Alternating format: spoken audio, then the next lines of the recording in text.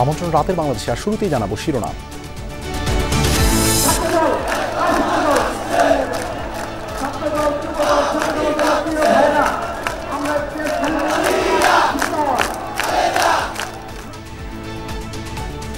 জনসমুদ্রে পরিণত হলো নয়াপল্টনে তারুণ্যের সমাবেশ। হেলা ফেলা চলবে না, ডিসেম্বরের মধ্যে জাতীয় নির্বাচন হতে হবে বললেন বিএনপির ভারপ্রাপ্ত চেয়ারম্যান। আবারও আমরা বলতে চাই, আগামী ডিসেম্বরের মধ্যেও জাতীয় নির্বাচন অনুষ্ঠিত হবে। জাপান সফরের প্রথম দিনে টোকিওতে প্রধান উপদেষ্টার সাথে প্রতিনিধি দলের সাক্ষাৎ। যে কোনো পরিস্থিতিতে 26 জুনের মধ্যে নির্বাচন জানালেন ডক্টর ইউনূস। অবৈধ সম্পদ অর্জনের মামলায় স্ত্রী জুবাইদার সঙ্গে খালাস পেলেন তারেক রহমান। মামলা ত্রুটিপূর্ণ ছিল স্বীকার করলেন দুদক আইনজীবীও। কারামুক্ত জামায়াত নেতা এটিএম আজাহারকে বরণ করে নিলেন কর্মী সমর্থকরা। জুলাই আন্দোলনের ছাত্র জনতার প্রতি কৃতজ্ঞতা। জুডিশিয়াল কিলিং করা হয়েছে তাদেরকে, জানাই হত্যাকাণ্ডের সঙ্গে যেখানে যে পর্যায়ে জড়িত সবাইকে আইনের আওতায় নিয়ে এসে তাদেরকে বিচার করা হোক।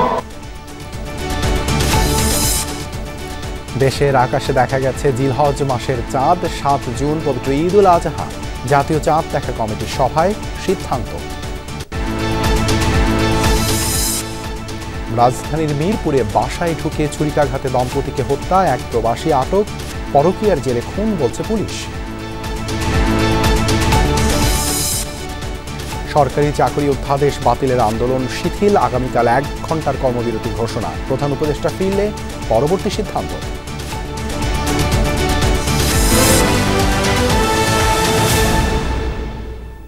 এতক্ষণ শিরোনাম দেখছিলেন, আপনাদের সঙ্গে আছে আমি দেবাশিস রঞ্জন সরকার।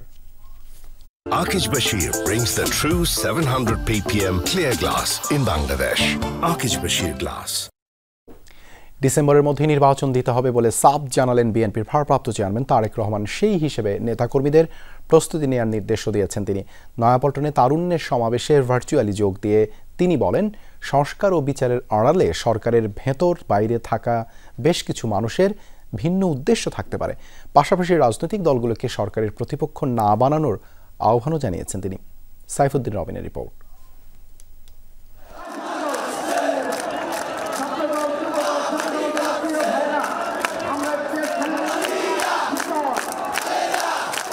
তরুণের ঢল নেমেছে রাজধানীর বুকে।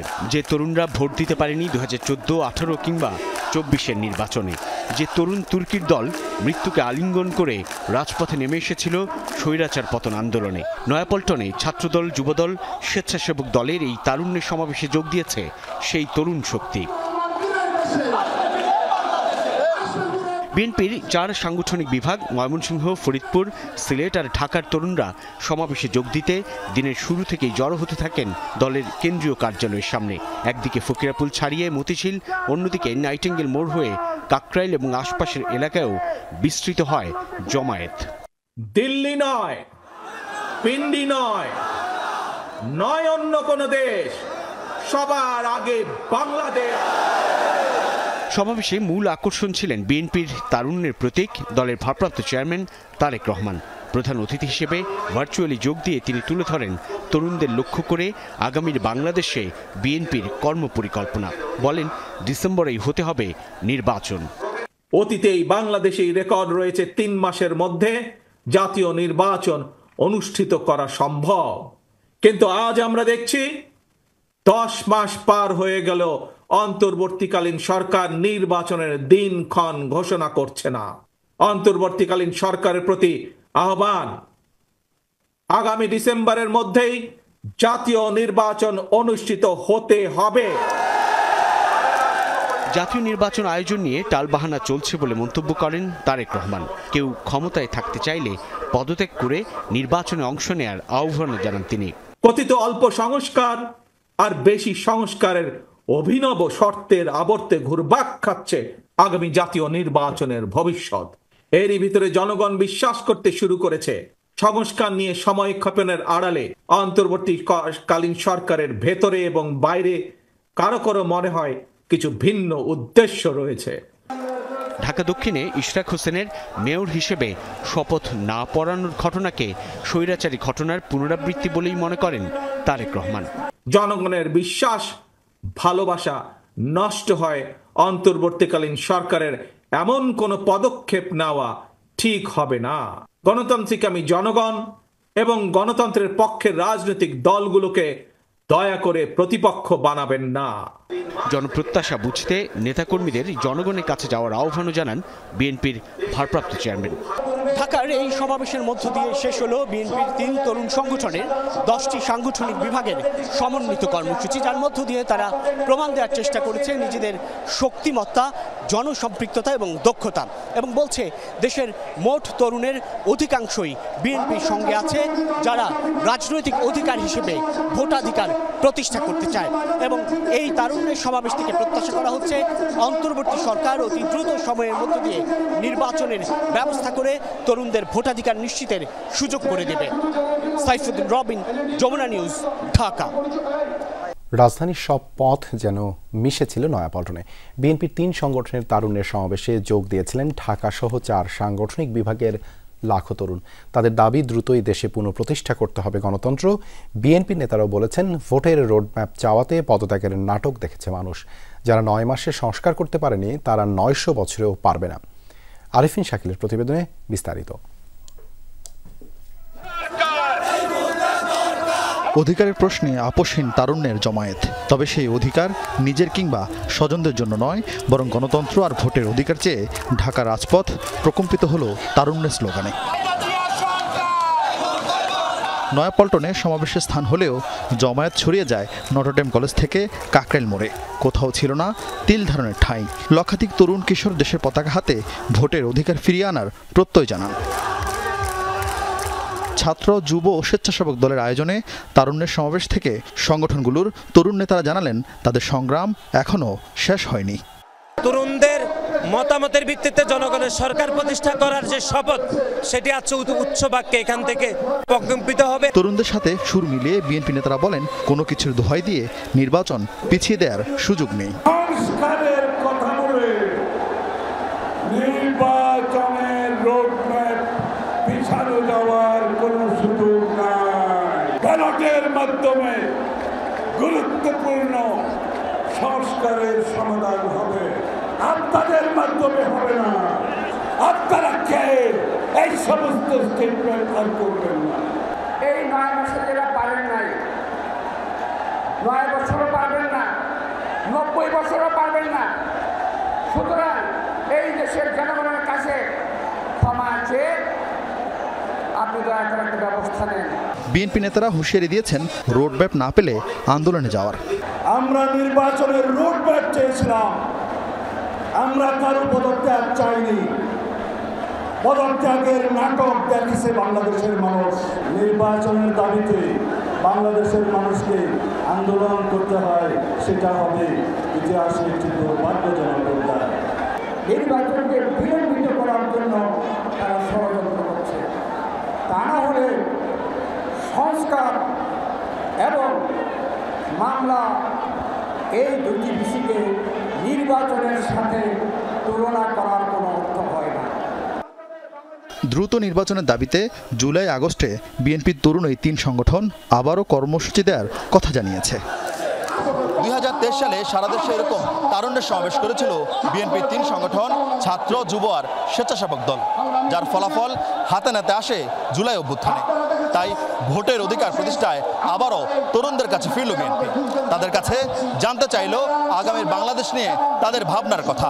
তরুণরাও জানালেন তারা প্রস্তুত বৈষম্যহীন গণতান্ত্রিক বাংলাদেশ নির্মাণ করতে। আরিফিন শাকিল, যমুনা নিউজ, ঢাকা। চলতি বছরের ডিসেম্বর থেকে আগামী বছরের জুনের মধ্যে জাতীয় নির্বাচন অনুষ্ঠানের অঙ্গীকার পুনর্ব্যক্ত করেছেন প্রধান উপদেষ্টা অধ্যাপক ডক্টর মোহাম্মদ ইউনূস। বুধবার জাপানের সাবেক প্রধানমন্ত্রী এবং Japan Bangladesh parliamentary friendship League JBPFL এর সভাপতি তারো আসো টোকিওর ইম্পেরিয়াল হোটেলে সৌজন্য সাক্ষাৎ করতে গেলে তিনি এ কথা বলেন। এরপর প্রধান উপদেষ্টা অধ্যাপক মোহাম্মদ ইউনূস টোকিওতে ফ্রেন্ডস অব বাংলাদেশ অনুষ্ঠানে বক্তব্য রাখেন।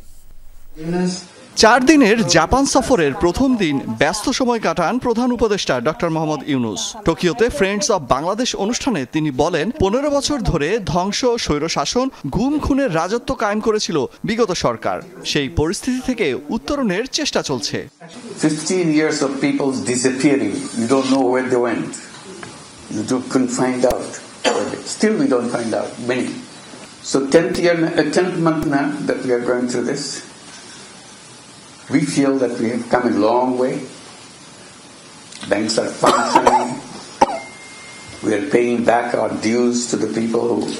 এ সময় তিনি নির্বাচনের সম্ভাব্য সময় নিয়েও কথা বলেন। জানান, চলতি ডিসেম্বর থেকে 26 জুনের মধ্যেই ভোটের আয়োজন হবে। So people are insisting, tell us when the election would be, because politicians are very impatient to get the election, get to their seats of power. So I've been promising them for a long time. It could be in December of 2025, this year, or at the latest June of 2026. এর আগে স্থানীয় সময় 2:05 মিনিটে Tokyo পৌঁছান অন্তর্বর্তী সরকার প্রধান। পরে দেশটির সাবেক পররাষ্ট্রমন্ত্রী তারো আসো সাক্ষাৎ করেন প্রফেসর ইউনূসের সাথে। সেখানে অধ্যাপক ইউনূসকে বাংলাদেশের রাজনৈতিক স্থিতিশীলতার দিকে অগ্রসর করার জন্য ধন্যবাদ জানান এবং একটি মসৃণ গণতান্ত্রিক রূপান্তরের জন্য সাধারণ নির্বাচন অনুষ্ঠানের উপর গুরুত্ব আরোপ করেন। প্রধান উপদেষ্টা বলেন, অন্তর্বর্তী সরকার সংস্কার, বিচার এবং নির্বাচন এই 3টি বিষয়কে অগ্রাধিকার দিয়ে কাজ করছে।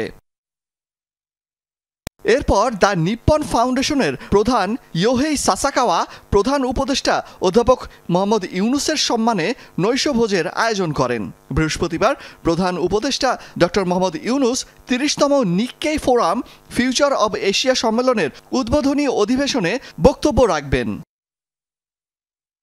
অলক হাসান, যমুনা নিউজ। দুর্নীতির অভিযোগে করা মামলা থেকে খালাস পেলেন বিএনপির ভারপ্রাপ্ত চেয়ারম্যান তারেক রহমান ও তার স্ত্রী ডাক্তার জুবাইদা রহমান। রায়ের পর্যবেক্ষণে হাইকোর্ট বলেন, যে প্রক্রিয়ায় সাজা দেয়া হয়েছে সেটি সঠিক হয়নি।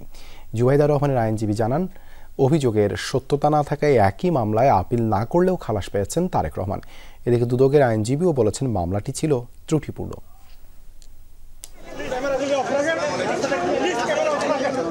মায়ের দেয়া 35 লাখ টাকার এফডিআরকে দেখানো হয়েছিল ডাক্তার জুবাইদা রহমানের অবৈধ সম্পদ হিসেবে, যেই টাকা তার মা পেয়েছিলেন বাড়ি ভাড়া থেকে। তবু এই টাকার জন্য ডাক্তার জুবাইদা রহমানকে 3 বছরের সাজা দিয়েছিলেন বিচারিক আদালত।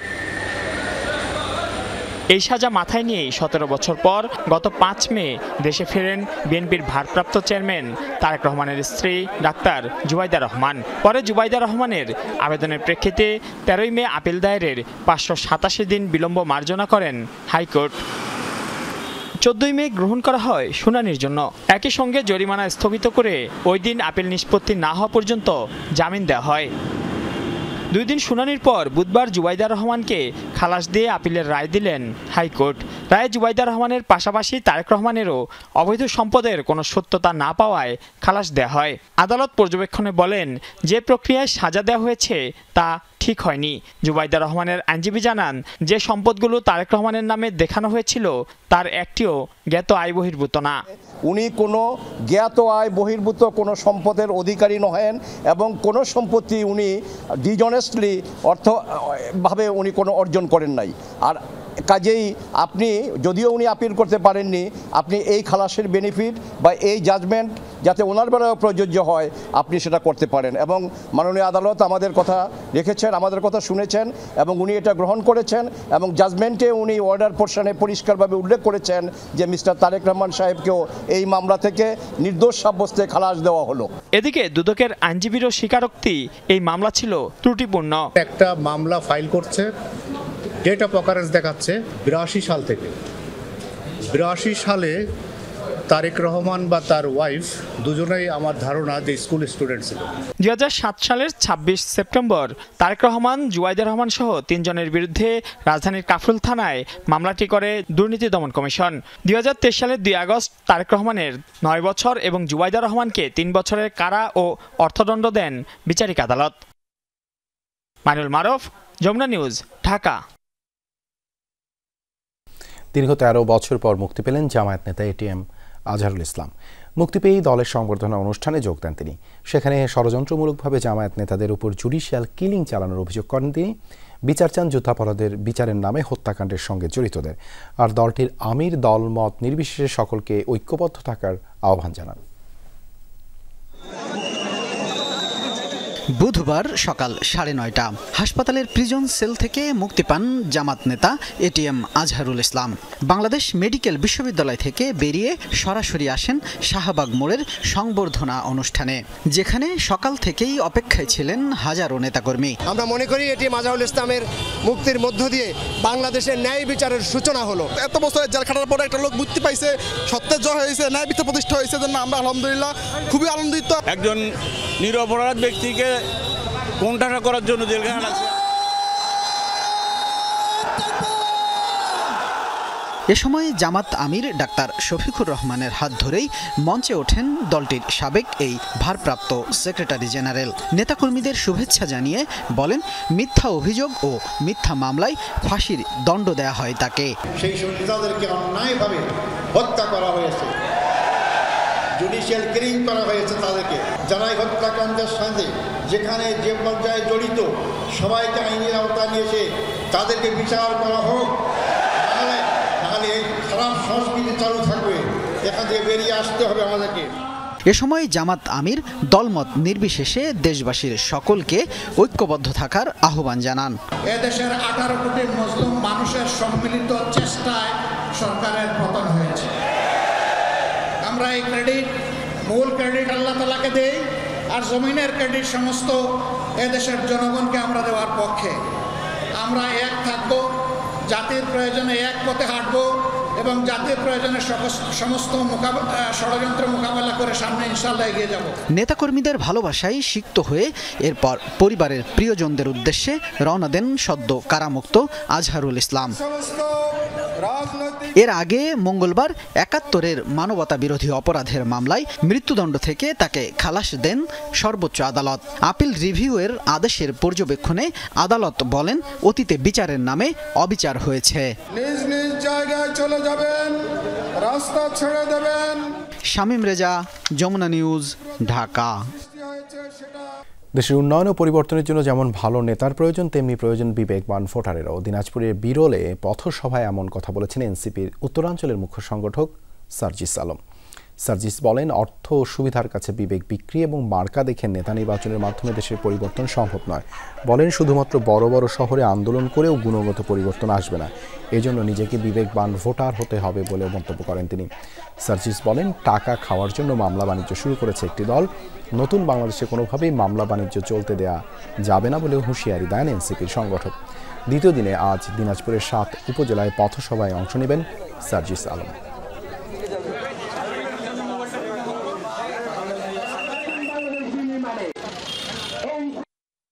বিবেকবোধ সম্পন্ন যদি নেতা খুঁজেন, তার আগে বিবেকবোধ সম্পন্ন ভোটার হতে হবে।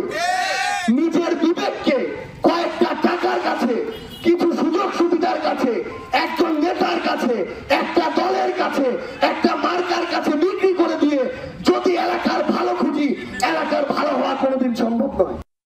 বাংলাদেশের আকাশে জিলহজ মাসের চাঁদ দেখা যাওয়ায় কোরবানির ঈদ উদযাপিত হবে আগামী 7 জুন। বুধবার সন্ধ্যায় বায়তুল মোকাররমে ইসলামিক ফাউন্ডেশনের সভাকক্ষে জাতীয় চাঁদ দেখা কমিটির সভায় এই সিদ্ধান্ত হয়।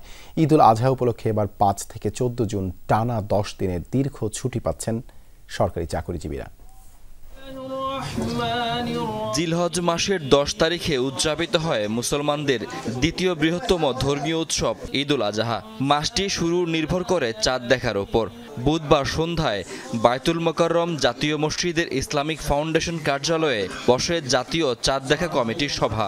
দেশের আবহাওয়া অফিস, মহাকাশ গবেষণা ও দূর অনুধাবন কেন্দ্র তথ্য উপাত্ত দিয়ে সহায়তা করে। চাঁদ দেখা কমিটির বৈঠক শেষে সংবাদ সম্মেলন করেন ধর্ম উপদেষ্টা। জানান, দেশের আকাশে চাঁদ দেখা গেছে। বৃহস্পতিবার থেকে শুরু হবে জিলহজ মাস। বাংলাদেশের আকাশে পবিত্র জিলহজ মাসের চাঁদ দেখা দিয়েছে। 7 জুন 2025 খ্রিস্টাব্দ শনিবার সারা দেশে পবিত্র ঈদ উল আজহা উদযাপিত হবে। উপদেষ্টা জানান, ঈদ উল আজহা মুসলমানদের জন্য আল্লাহর সন্তুষ্টি অর্জনের সুযোগ নিয়ে এলো। 8টা জেলায় দিনাজপুর, রংপুর, নীলফামারী, ঝিনাইদহ, সিরাজগঞ্জ, পঞ্চগড়, ঠাকুরগাঁও জেলা প্রশাসন এবং আলেম ওলামাদের রিপোর্ট আমাদের হাতে এসে পৌঁছে গেছে, ওখানে সব দেখা গেছে। কোরবানির ঈদ উপলক্ষে এবার ৫ ও ৬ জুন এবং পরে ৮ থেকে ১০ জুন মিলিয়ে মোট ৬ দিনের ছুটি ঘোষণা করা হয়েছিল। পরে এর সঙ্গে নির্বাহী আদেশে ১১ ও ১২ জুনের ছুটি ঘোষিত হয়েছে।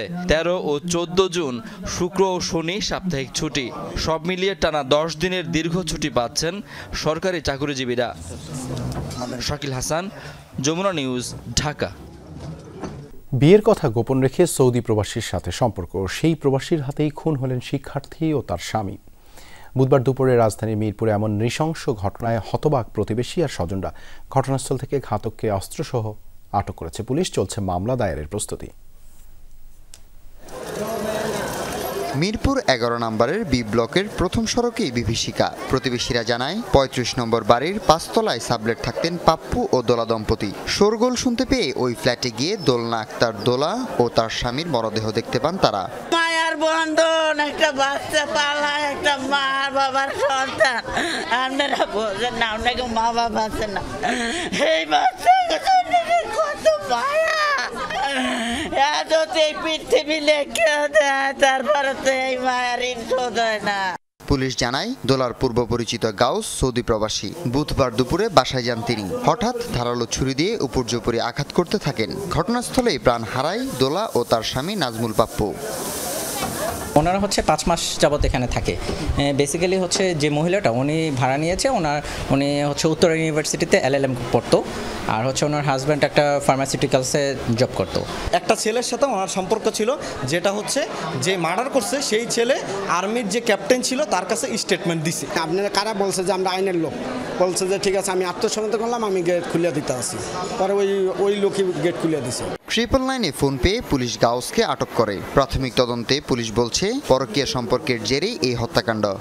বিভৎস ছুরিকাঘাত করে খুব রাগ ক্ষোভ থেকেই পরবর্তীতে সে গাউস প্রাথমিকভাবে জানায় যে আমার সাথে প্রেম করে আরেকজনের সাথে প্রেম করতেছে, এটা সে মেনে নিতে পারে। এটা সে না মেনে নিতে পেরেই এই ঘটনাটি ঘটে। দোলা উত্তরা ইউনিভার্সিটির শিক্ষার্থী ছিলেন, আর স্বামী পাপ্পু বেসরকারি চাকুরিজীবী। মিরপুরের ওই বাসায় সাবলেট থাকতেন তারা। হাসিবুল করিম বিজয়, যমুনা নিউজ, ঢাকা। নিরাপত্তাহীনতার অভিযোগ তুলে কর্মবিরতিতে গেছেন জাতীয় চক্ষু বিজ্ঞান ইনস্টিটিউট ও হাসপাতালের চিকিৎসক, নার্স এবং অন্যান্য কর্মচারীরা। সকাল থেকে তারা কর্মবিরতি শুরু করেন, যার ফলে চিকিৎসা সেবা ব্যাহত হচ্ছে। বর্তমানে শুধু জরুরি বিভাগ চালু থাকলেও অন্যান্য সব নিয়মিত সেবা বন্ধ রয়েছে। হাসপাতালের কর্মীদের দাবি, সেখানে চিকিৎসাধীন কিছু জুলাই যোদ্ধার দুর্ব্যবহার, হামলা ও ভাঙচুরের কারণে তারা চরম নিরাপত্তাহীনতায় ভুগছেন। হাসপাতালের পরিচালক জানান, কার্যালয়ে তাকে অবরুদ্ধ করে জুলাই যোদ্ধারা, সেই সঙ্গে হাসপাতাল ভাঙচুর করেন। খবর পেয়ে সেনাবাহিনীর সদস্যরা পরিস্থিতি নিয়ন্ত্রণে আনেন। চিকিৎসক ও নার্সরা জীবনের নিরাপত্তা চেয়ে কর্মবিরতি পালন করছেন। সাধারণ মানুষের দুর্ভোগ বিবেচনায় সরকারি চাকুরি অধ্যাদেশ বাতিলের আন্দোলন কিছুটা শিথিল করেছে সচিবালয়ের কর্মকর্তা কর্মচারী ঐক্য ফোরাম। তবে প্রধান উপদেষ্টা দেশে ফেরার আগ পর্যন্ত সচিবালয় সহ সারা দেশে 1 ঘন্টার কর্মবিরতি পালন করবেন তারা। এর মধ্যে এই আইন বাতিল না হলে আগামী রোববার থেকে কঠোর কর্মসূচি ঘোষণার হুঁশিয়ারি দিয়েছেন কর্মচারী নেতারা। সরকারি চাকরি অধ্যাদেশের বিতর্কিত ধারা বাতিলের দাবির বিষয়ে মন্ত্রিপরিষদ সচিবকে জানানো হবে, সেই আশ্বাসে বুধবার স্থগিত ছিল আন্দোলন। কর্মকর্তা কর্মচারী ঐক্য ফোরামের টানা 4 দিনের বিক্ষোভের পর এদিন স্বাভাবিক ছিল সচিবালয়ের কার্যক্রম। চাকরি অধ্যাদেশ বাতিলে কর্মচারীদের দাবি নিয়ে বুধবার মন্ত্রিপরিষদ সচিবের সাথে বৈঠক করেন 7 সচিবের সমন্বয়ে গঠিত উচ্চ পর্যায়ের কমিটি। বৈঠক শেষে ভূমি সচিব জানান, প্রধান উপদেষ্টা জাপান সফরে রয়েছেন, তিনি দেশে ফিরলে এ নিয়ে আলোচনা হবে। এরপর সিদ্ধান্ত হবে অধ্যাদেশের বিতর্কিত ধারা বাতিল নাকি বহাল থাকবে। স্যারের পক্ষ তো সিদ্ধান্ত নেওয়া সম্ভব না, কারণ মাননীয় প্রধান উপদেষ্টা দেশে নেই। প্রধান উপদেষ্টা আসলে তখন এটা তুলবে না আর কি জিনিসটা। আর আমাদের কর্মচারীরা অবাধ্য না, ওরা শুনবে আমার বিশ্বাস। ওরা বুঝে তো, ওরা তো জানে ওদের হাত দিয়ে তো হয় সবকিছু। ওরা এটা বুঝবে, আমি বিশ্বাস করি যে ওরা স্থগিত করবে।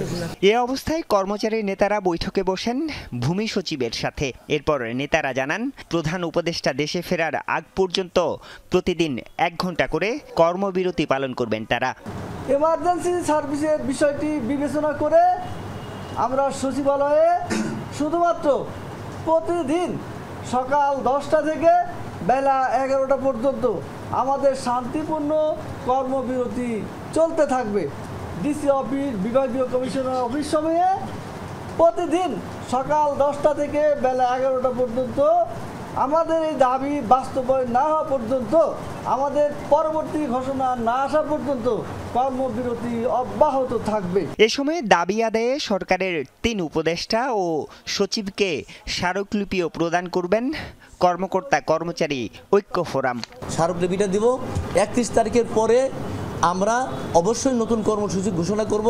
যদি কোনো ভালো কোনো ফলাফল আমরা না পাই, আমাদের আন্দোলন অব্যাহত থাকবে। সেটা মাঠ পর্যায়ে থাকবে না আমরা অবস্থান কর্মসূচি করব, সেটা আমরা পরে ক্লিয়ার করব। গত বৃহস্পতিবার সরকারি চাকরি অধ্যাদেশ উপদেষ্টা পরিষদে অনুমোদনের পর থেকেই কর্মচারীদের আন্দোলনের মুখে অনেকটা স্থবির সচিবালয়ের কার্যক্রম। আরিফুর রহমান সবুজ, যমুনা নিউজ, ঢাকা। রাজশাহী বিশ্ববিদ্যালয়ে গণতান্ত্রিক ছাত্র জোটের উপর হামলার প্রতিবাদে বিক্ষোভ সমাবেশ করেছে সন্ত্রাস বিরোধী ছাত্র ঐক্য। বিকেলে ক্যাম্পাসের বুদ্ধিজীবী চত্বরে আয়োজিত সমাবেশ থেকে হামলার বিচারের দাবি তোলা হয়। বক্তাদের অভিযোগ, মঙ্গলবার শাহবাগ বিরোধী ব্যানারেই হামলা চালায় ছাত্র শিবিরের কর্মীরা। জামায়াত নেতা এটিএম আজহারুল ইসলামকে খালাস দেওয়ার প্রতিবাদে মিছিলে দফায় দফায় হামলা চালিয়েছে তারা। দ্রুত হামলাকারীদের শাস্তি নিশ্চিতের দাবি জানানো হয়েছে বিশ্ববিদ্যালয় প্রশাসনের কাছে। পূর্ব ঘোষিত একটি প্রোগ্রামে ছাত্র শিবির বিনা উস্কানিতে যে হামলা চালায় দফায় দফায়, তারই প্রতিবাদে চিটাগাং বিশ্ববিদ্যালয়ে আজকে একটি কর্মসূচি দ্বারা আহ্বান করে। সেখানেও আমরা দেখতে পাই ছাত্র শিবিরের ক্যাডার বাহিনী সন্ত্রাসীরা তাদেরকে ব্যাপক গুরুতরভাবে মেরে আহত করে। গতকালে ছাত্র শিবিরের সন্ত্রাসী হামলার যদি বিচার কাজ না হয়, প্রশাসন যদি এটা শনাক্ত করে বিচার না করে, তাহলে আমরা ধরে নেব যে প্রশাসন ছাত্র শিবিরের সন্ত্রাসী হামলার মদত দিয়েছে। বঙ্গোপসাগরের লঘুচাপের কারণে কক্সবাজারের টেকনাফ থেকে সেন্ট মার্টিন রুটে সব ধরনের নৌযান চলাচল বন্ধ ঘোষণা করেছে প্রশাসন। টেকনাফ সেন্ট মার্টিন রুটের সার্ভিস বোট অ্যাসোসিয়েশনের সভাপতি জানান, সাগর উত্তাল থাকায় 25শে মে থেকে নৌযান চলাচল বন্ধ রয়েছে। এতে মালামাল আনা নেওয়া পুরোপুরি বন্ধ হয়ে গেছে। এই অবস্থায় অসুস্থ হয়ে পড়লে কাউকে জরুরি ভিত্তিতে টেকনাফ নিয়ে আসাও সম্ভব হচ্ছে না। সাগরে মাছ ধরা বন্ধ থাকায় দেখা দিয়েছে নানামুখী সংকট। জেলা প্রশাসক জানিয়েছেন, খাদ্য সংকট কাটাতে সরকারের পক্ষ থেকে গত 10 দিনে 76 কেজি চাল সরবরাহ করা হয়েছে। এছাড়াও 100 অসচ্ছল পরিবারকে 5000 টাকার ফুড প্যাকেজ বিতরণ করা হয়েছে। সেন্ট মার্টিন দ্বীপে 76,000 কেজি চাল সরবরাহ করা হয়েছে। এছাড়াও আরও 100টি দুস্থ পরিবার আইডেন্টিফাই করা হয়েছে। তাদেরকে অতিরিক্ত আরও প্রত্যেক পরিবারকে 5000 টাকার সমপরিমাণ ফুড প্যাকেজ সরবরাহ করা হয়েছে। পিরিয়ড শব্দটিতে সংকোচবোধের সময়টা পার করে সমাজ এগিয়েছে কতটা সচেতন হতে হবে সেই সময়টায়। মাসিক এখন লজ্জা নয়, সচেতনতার বিষয়। সমাজে বিদ্যমান ট্যাবু দূর করে প্রয়োজনীয় পিরিয়ড পণ্য, শিক্ষা ও স্বাস্থ্যসেবা নিশ্চিত করার প্রয়োজনীয়তার কথা তুলে ধরেন বিশেষজ্ঞরা।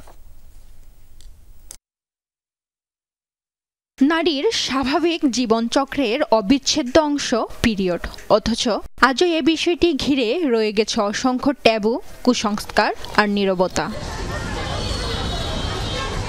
2025 সালে এসে যখন পৃথিবীর সাথে মহাকাশের যোগাযোগ সহজ করার নানা উপায় বের করা হচ্ছে, তখন নারীর স্বাভাবিক জৈব প্রক্রিয়া নিয়ে নিষিদ্ধ সব ট্যাবু বিরাজমান। লজ্জার কোনো বিষয় নয়, এটা আমাদের একটা মাতৃত্বের প্রথম ধাপ। আমাদের এই ধরনের সিচুয়েশনে পড়লে আমাদের অনেক বেশি খারাপ লাগে। আমরা এটা গিয়ে টিচারদেরকে বলি, আমাদের ফিমেল ম্যামদেরকে জানাই, ওনারা আমাদেরকে সাহায্য করে, অথবা আমরা স্টুডেন্টরাও নিজেদের ব্যাগে প্যাড রাখি। তবে কিছুটা হলেও ধীরে ধীরে ভাঙছে এই নীরবতা। যেখানে এক সময় পিরিয়ড ছিল গোপনীয়, লজ্জার, সেখানে আজ মেয়েরাই বলছে নিজেদের কথা। আমাদের উচিত না এগুলা নিয়ে লজ্জা করা। দোকানপাটে আমি দেখি যে যখন আমরা স্যানিটারি ন্যাপকিন কিনি, এটাকে কালো প্যাকেটে মুড়িয়ে তারপরে দেয়। তো এটা আমার কেমন লাগে যে আমি কোনো অপরাধ করছি না, হচ্ছে যে কোনো এমন কিছু কিনছি যেটার কারণে অন্য কেউ দেখলে আমি লজ্জা পাবো। অনেকের হচ্ছে মেনস্ট্রুয়াল পেইন হয়, সেজন্য ক্যাম্পাসে কোনো ফার্মেসি নেই।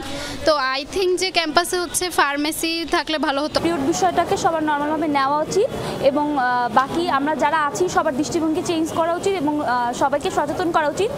বদলাচ্ছে দৃষ্টিভঙ্গি, ভাঙছে সামাজিক ট্যাবু। এই দলে যোগ দিয়েছেন পুরুষরাও। তারা বলছেন পিরিয়ড বা মাসিক এখন শুধু নারীর বিষয় নয়, এটা পরিবার ও সমাজেরও দায়িত্ব।